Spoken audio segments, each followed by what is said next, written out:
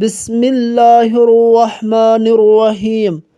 حضرت ابو ہریرہ رضی اللہ عنہ نے نبی کریم صلی اللہ علیہ وسلم سے روایت کیا کہ آپ صلی اللہ علیہ وسلم نے فرمایا، جب کوئی بھول گیا اور کچھ کھا پی لیا تو اسے چاہیے کہ اپنا روزہ پورا کرے، کیونکہ اس کو اللہ نے کھلایا اور پلایا۔ حضرت نبی کریم صلی اللہ علیہ وسلم نے فرمایا، کوئی شخص بھی ایسا نہ ہوگا جو جنت میں داخل ہونے کے بعد دنیا میں دوبارہ آنا پسند کرے، خواہ اسے ساری دنیا مل جائے سوائے شہید کے۔ اس کی یہ تمنا ہوگی کہ دنیا میں دوبارہ واپس جا کر 10 مرتبہ اور قتل ہو اللہ کے راستے میں، کیونکہ وہ شہادت کی عزت وہاں دیکھتا ہے۔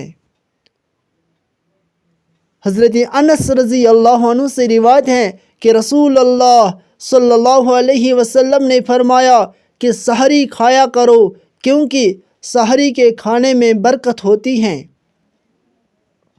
حضرت ابو ہریرہ رضی اللہ عنہ فرماتے ہیں کہ رسول اللہ صلی اللہ علیہ وسلم نے فرمایا، کامل اور سچا مسلمان وہ ہے جس کے ہاتھ اور زبان کی ایذا سے مسلمان محفوظ رہے، اور پکا و صادق مومن وہ ہے جس سے لوگ اپنی جان اور اپنے مال کو مامون سمجھے۔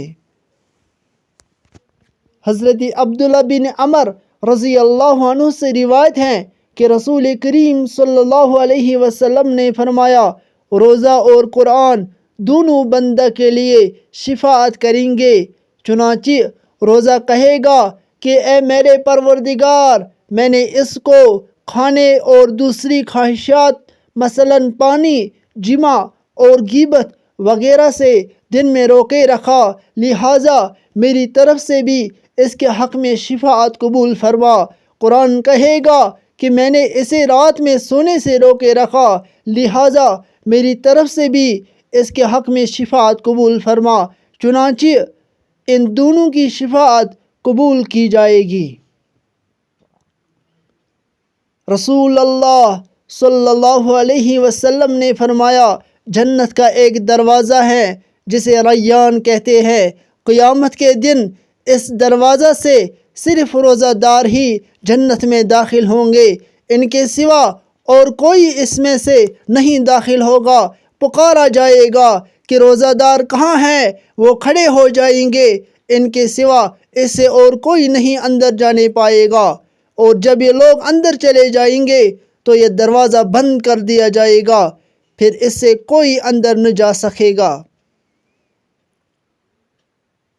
نبی کریم صلی اللہ علیہ وسلم نے فرمایا، حوض کوثر پر تم لوگوں کا پیش خیمہ ہوں گا، اور تم میں سے کچھ لوگ میری طرف آئیں گے، جب میں انہیں حوض کا پانی دینے کے لیے جھکوں گا تو انہیں میرے سامنے سے کھینچ لیا جائے گا۔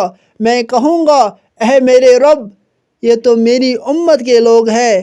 اللہ تعالیٰ فرمائے گا، آپ صلی اللہ علیہ وسلم کو معلوم نہیں کہ انہوں نے آپ صلی اللہ علیہ وسلم کے بعد دین میں کیا کیا نئی باتیں نکال لی تھیں۔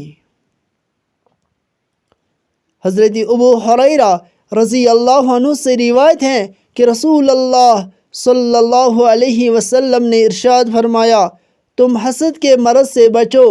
حسد آدمی کی نیکیوں کو اس طرح کھا جاتا ہے جس طرح آگ لکڑی کو کھا جاتی ہے۔ سہل بن سعد رضی اللہ عنہ کہتے ہیں کہ نبی اکرم صلی اللہ علیہ وسلم کے پاس ایک شخص نے آ کر عرض کیا، اے اللہ کے رسول، مجھے کوئی ایسا عمل بتائے جسے میں کروں تو اللہ تعالیٰ بھی مجھ سے محبت کرے اور لوگ بھی۔ رسول اللہ صلی اللہ علیہ وسلم نے فرمایا، دنیا سے بے رغبتی رکھو، اللہ تعالیٰ تم کو محبوب رکھے گا، اور جو کچھ لوگوں کے پاس ہیں اسے بے نیاز ہو جاؤ تو لوگ تم سے محبت کریں گے۔ حضرت عبداللہ بن مسعود رضی اللہ عنہ سے روایت ہے کہ میں نے رسول اللہ صلی اللہ علیہ وسلم سے دریافت کیا کہ دینی اعمال میں سے کون سا عمل اللہ تعالیٰ کو سب سے زیادہ محبوب ہے؟ آپ صلی اللہ علیہ وسلم نے فرمایا ٹھیک وقت پر نماز پڑھنا۔ پھر میں نے عرض کیا کہ اس کے بعد کون سا عمل زیادہ محبوب ہے؟ آپ صلی اللہ علیہ وسلم نے فرمایا ماں باپ کی خدمت کرنا۔ میں نے عرض کیا کہ اس کے بعد کون سا عمل زیادہ محبوب ہے؟ آپ صلی اللہ علیہ وسلم نے فرمایا راہ خدا میں جہاد کرنا۔